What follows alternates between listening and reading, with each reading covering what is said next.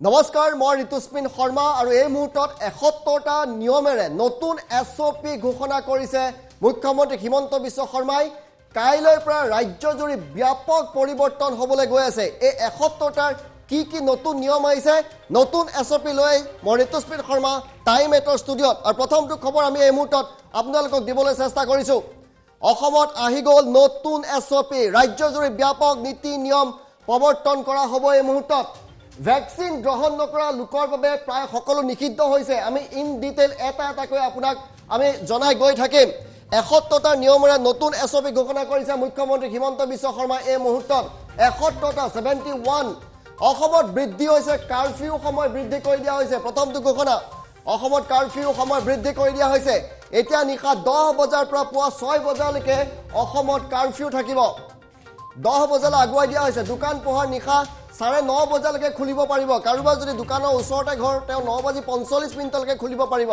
ফল মূলৰ দোকান শাক পাচলিৰ দোকান গাখীৰৰ দোকান নিশা 9 বজালৈ খোলাৰ অনুমতি প্ৰদান কৰা হৈছে ইতিমধ্যে ৰেষ্টুৰেণ্ট হোটেল ধাবা 9 বজালৈ আপোনালোকে খুলিব পাৰিব কাৰোবাৰ যদি ওচৰত ঘৰ তেতিয়া 9:30 বজালৈকে আপোনালোকে খুলিব পাৰিব 10 বজালৈকে হোটেল ৰেষ্টুৰেণ্টৰ পৰা খাদ্য আপুনি নিব পাৰিব টেক এৱেৰ সুবিধা আপোনাৰ হাতত থাকিব সকলো চৰকাৰী কৰ্মচাৰীয়ে 2 পালি ভ্যাকসিন ড'জ লবই লাগিব আটাইতকৈ ডাঙৰ ঘোষণা সকলো চৰকাৰী কৰ্মচাৰীয়ে 2 পালি ভ্যাকসিন ড'জ লবই লাগিব অসমত দ্ৰুতগতিত কোভিড বহাৰ বুলি স্বীকাৰ কৰিছে মুখ্যমন্ত্ৰীগৰাকীয়ে আৰু সেইভাৱে কঠোৰ নিয়ম আনিছে এসপ্তাহত এটা অঞ্চলত 10 জনতকৈ অধিক হলে কণ্টেইনমেণ্ট জোন ঘোষণা কৰা এটা পৰিকল্পনা কৰি থকা হৈছে বুলি ইতিমধ্যে প্ৰকাশ কৰা হৈছে 2 পালি ভ্যাকসিন নোলোৱা লোকে কাৰ্যালয়ত কাম কৰিব নোৱাৰিব এটা বৃহৎ ঘোষণা আপুনি যদি ভ্যাকসিন লোৱা নাই আপুনি চৰকাৰী কাৰ্যালয়ত আহিব নোৱাৰিব 15 জানুৱাৰীৰ পূৰ্বে 2 পালি ভ্যাকসিন লোৱাটো এই মুহূৰ্তত বাধ্যতামূলক কৰা হৈছে ভ্যাকসিন লবই লাগিব ভ্যাকসিন নোলোৱাকৈ কাৰ্যালয়লৈ আহিলে কাৰ্যালয় মুৰব্বীজন দুখী হ'ব বুলি প্ৰকাশ কৰিছে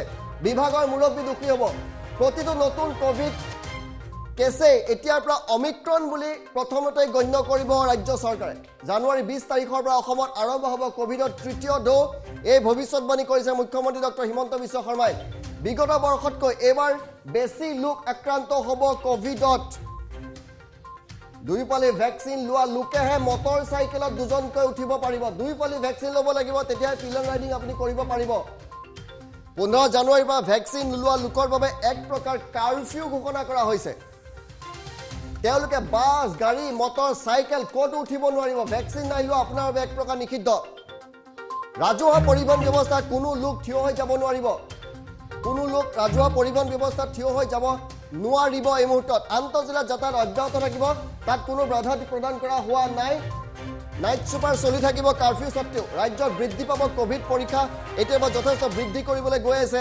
হিমন্ত বিশ্ব শৰ্মা চৰকাৰে অকলশৰীয়াকৈ গাড়ী চলাই গ'লেও আপুনি মাস্ক পিন্ধিব লাগিব সেই নিয়ম পূৰ্বতেও আছিলে এতিয়াও সেই নিয়ম আনিছে কামৰূপ মেট্ৰত 8ম শ্ৰেণীলৈকে বিদ্যালয় বন্ধ এইটো ডাঙৰ ঘোষণা কামৰূপ মেট্ৰত 8ম শ্ৰেণীলৈকে শ্ৰেণী বন্ধ বাকি জিলাসমূহত 5ম শ্ৰেণীলৈকে পাঠদান বন্ধ কৰি দিয়া হৈছে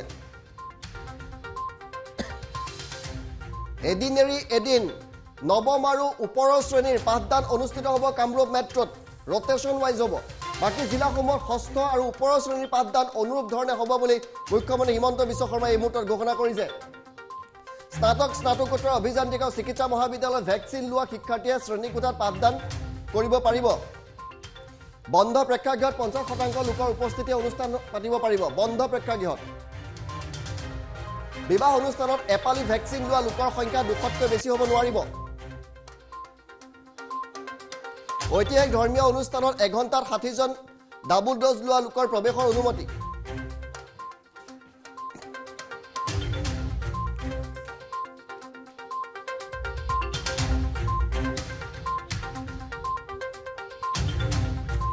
অন্ত্যেষ্টিক্ৰিয়াত 100তকৈ অধিক লোক গোট খাব নোৱাৰিব সাপ্তাহিক দৈনিক বজাৰ আমি অধিক তথ্যৰ বাবে জ্যোতি দিবৰ কাষলৈ গৈছো আৰু এই মুহূৰ্তত আমি এটা লোকক সেই খবৰ জনাই আছো কেইবাটাও নতুন নিয়ম আহিছে আৰু আটাইতকৈ ডাঙৰ নতুন নিয়ম কেইটা হৈছে এই মুহূৰ্তত চৰকাৰৰ তৰফৰ পৰা অনা হৈছে ভ্যাকসিনৰ ওপৰত যিসকল ফুল্লি ভ্যাকসিনেটেড নহয় ডাবল ভ্যাকসিন লোৱা নাই তেওঁলোকৰ বাবে এই মুহূৰ্তত এটা ডাঙৰ খবৰ আছে কি তথ্য আছে এই মুহূৰ্তত আমি এটা লোকক জনাবলৈ চেষ্টা কৰিম ডাবল ড'জ ভ্যাকসিন নললে চিনেমা হল শ্বপিং মল আদি কতোৱে আপোনালোকে প্ৰৱেশ কৰিব নোৱাৰে অৰ্থাৎ ফুল্লি ভ্যাকসিনেটেড হ'ব লাগিব আৰু যদি কোনোবা ফুল্লি ভ্যাকসিনেটেড নোহোৱাকৈ কোনোবা যদি আহে 25,000 টকা জৰিমনা বিহিব লাগিব এই 25,000 টকা কোনে দিব লাগিব চিনেমা হলৰ মালিক, শ্বপিং মলৰ মালিক তেওঁলোকে 25,000 টকাৰ জৰিমনা দিব লাগিব। এইদৰে বিভিন্ন নিয়ম কৰা হৈছে। কিন্তু আটাইতকৈ ডাঙৰ কথাটো হৈছে মুখ্যমন্ত্ৰী ডক্টৰ হিমন্ত বিশ্ব শৰ্মাই কৈছে যে অমিক্ৰণৰ পৰা বাচিবলৈ ভেকচিন ল'বই লাগিব।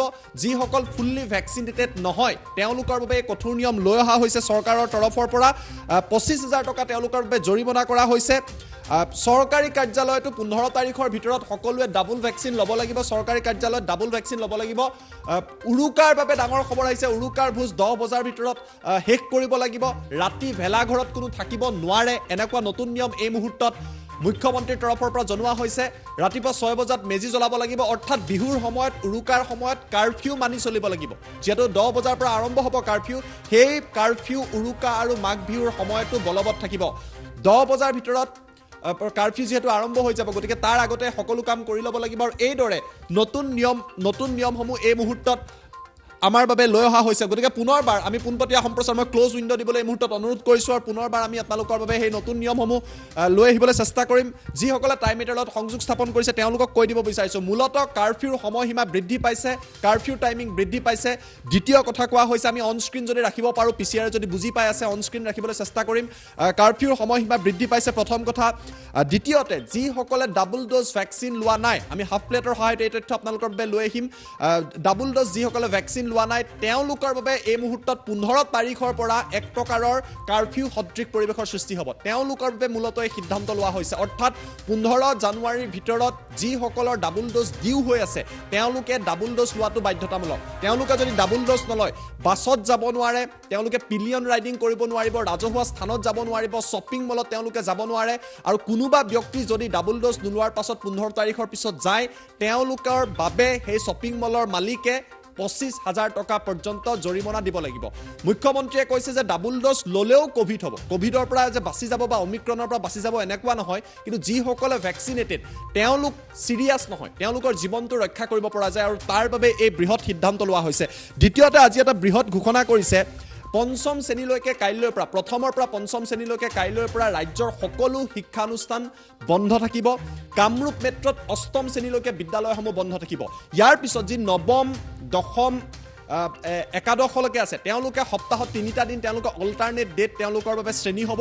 আৰু দ্বাদশ শ্ৰেণীৰ যি পাঠদান প্ৰক্ৰিয়া সেয়া পূৰ্বৰ দৰে চলি থাকিব। এইটো এটা বৃহৎ ঘোষণা কৰা হৈছে। চৰকাৰী কৰ্মচাৰীসকলৰ বাবে বৃহৎ ঘোষণা।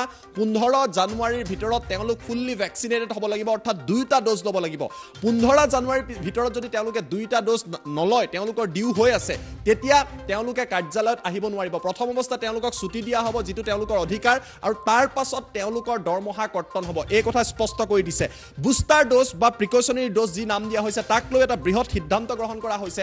যিসকল ফ্ৰণ্টলাইন ৱৰ্কাৰ তেওঁলোকৰ বাবে জানুৱাৰীৰ 10 তাৰিখৰ পৰা বুষ্টাৰ ড'জ বা প্ৰিকশ্যনাৰী ড'জ আৰম্ভ হ'ব। আৰু ফেব্ৰুৱাৰীৰ ভিতৰত তেওঁলোকে এই বুষ্টাৰ ড'জ লোৱাটো বাধ্যতামূলক, নহ'লে তেওঁলোকৰ দৰমহা মুকলি কৰি দিয়া নহয়। অৰ্থাৎ তৃতীয় ড'জ যিসকল ফ্ৰণ্টলাইন ৱৰ্কাৰ, আৰক্ষী হওক, আশাকৰ্মী হওক, শিক্ষক হওক, তেওঁলোকে যদি ফেব্ৰুৱাৰী মাহৰ ভিতৰত বুষ্টাৰ ড'জ নলয় তেতিয়াহ'লে তেওঁলোকৰ ওপৰত কঠোৰ ব্যৱস্থা গ্ৰহণ কৰা হ'ব পাৰে। মুখ্যমন্ত্ৰীয়ে আন এটা গুৰুত্বপূৰ্ণ কথা উল্লেখ কৰিছে। মুখ্যমন্ত্ৰীৰ তৰফৰ পৰা কোৱা হৈছে এইবাৰ চৰকাৰৰ যিটো ষ্ট্ৰেটেজিটো হৈছে যে জনতাই এইবাৰ হাস্পাতাললৈ আহিব নালাগে, অৰ্থাৎ ঘৰতে থাকক। ঘৰতো ইভেন টেষ্টিং কৰিব পাৰিব, হোম টেষ্টিং কৰিব পাৰিব, কিন্তু ঘৰত থাকিলে এজন কেয়াৰ টেকাৰ থাকিব লাগিব বুলি কৈছে। তেওঁ নাৰ্ছ হ'ব লাগে বুলি কথা নাই, যিগৰাকীয়ে চৰকাৰৰ সৈতে যোগাযোগ কৰি থাকিব। চৰকাৰে টেলিমেডিচিন বা বিভিন্ন ধৰণৰ ঘৰতো কিছু মেডিচিন উপলব্ধ কৰি দিব, কিন্তু চৰকাৰে বিচাৰিছে যে হাস্পাতালত নহাকৈয়ে ঘৰতে সুস্থ হৈ উঠক। এই কথা স্পষ্ট কৰি দিছে। আনহাতে যিসকলে হাস্পাতালত গৈ চৰকাৰী চিকিৎসালয়ত চিকিৎসা ল'ম বুলি ভাবিছে, ইমাৰ্জেঞ্চি আৰু BPLক বাদ দি তেওঁলোকে কিন্তু টকা দিব লাগিব। এইবাৰ বিনামূলীয়া চিকিৎসা চৰকাৰে প্ৰদান নকৰে, মুখ্যমন্ত্ৰীয়ে সেই কথা স্পষ্ট কৰি দিছে। তাৰ লগতে আন কেইবাটাও বৃহৎ ঘোষণা আহিছে যে ইণ্টাৰ ডিষ্ট্ৰিক্ট বন্ধ নহয়, ইণ্টাৰ ডিষ্ট্ৰিক্ট খুলি থাকিব, নাইট ছুপাৰ চলি থাকিব পাৰিব। কাৰফিউৰ সময়তো নাইট ছুপাৰৰ ক্ষেত্ৰত কোনো ধৰণৰ বাধা নাই। কিন্তু তেওঁলোকৰ যিসমূহ নাইট ছুপাৰ যেতিয়া গৈ থাকে, নিশাৰ ভাগত যেতিয়া বাছসমূহ গৈ থাকে, বিভিন্ন হোটেলত ৰখোৱা হয়। এতিয়া কিছুমান নিৰ্ধাৰিত স্থান কৰি দিয়া হ'ব, টেক ৱে ফুডহে ল'ব পাৰিব, তেওঁলোকে বহি খাদ্য গ্ৰহণ কৰিব নোৱাৰে।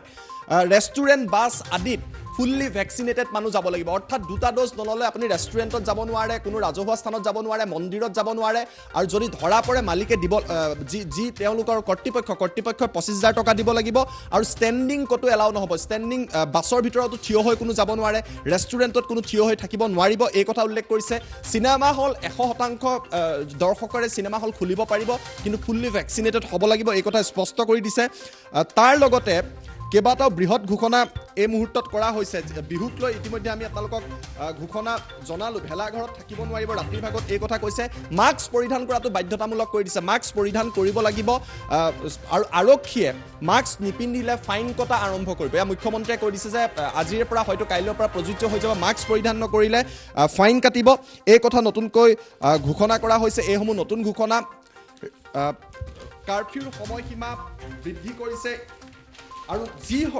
মুখ্যমন্ত্ৰীয়ে কৈছে প্ৰায় 3,85,00,000 এতিয়ালৈকে ভেকচিনৰ ড'জ লৈছে প্ৰায় 2,23,00,000 ফাৰ্ষ্ট ড'জ লৈছে আৰু ছেকেণ্ড ড'জ প্ৰায় 1 কোটিয়ে লৈছে অৰ্থাৎ 55 লাখ মানুহৰ ডিউ হৈ আছে ছেকেণ্ড ড'জ তেওঁলোকে কিন্তু লোৱা নাই এই লোকসকলৰ বাবে 15 তাৰিখৰ পৰা কাৰফিউ সদৃশ পৰিৱেশৰ সৃষ্টি হ'ব গতিকে আহ্বান কৰিছে যিসকলৰ ছেকেণ্ড ড'জ ল'বলৈ বাকী আছে তেওঁলোকে যাতে ছেকেণ্ড ড'জ লৈ লয় অন্যথা তেওঁলোকৰ ওপৰত কঠোৰ ব্যৱস্থা চৰকাৰে গ্ৰহণ কৰিব ঋতুস্মিত আৰু এই মুহূৰ্তত আমি পুনৰ ষ্টুডিঅ'লৈ আহিবলৈ চেষ্টা কৰিম এই মুহূৰ্তত নতুন SOP এই মুহূৰ্তত হয়তো 2022 চনৰ এইটোৰ নতুন SOP হৈছে এই বৰ্ষৰ 2022 চনৰ এই নতুন SOPত 71টা নিয়ম আহিছে আমি 71টাৰ নিয়ম কি পৰিৱৰ্তন হৈছে পুনৰবাৰ আপোনালোকক দেখুৱাবলৈ চেষ্টা কৰিছোঁ কিছু সময় পূৰ্বে মুখ্যমন্ত্ৰী হিমন্ত বিশ্ব শৰ্মাই 71টা নিয়মৰ কথা কৈছে আমি অন স্ক্ৰীন লৈ আহিছোঁ বিহুৰ পৰা শ্ৰেণী কোঠাৰ পৰা ভেকচিনৰ পৰা ব্যাপক পৰিৱৰ্তন হৈছে অসমত আহি গৈছে নতুন SOP ভেকচিন গ্ৰহণ নকৰা লোকৰ বাবে প্ৰায় সকলো এতিয়া নিষিদ্ধ হৈ পৰিব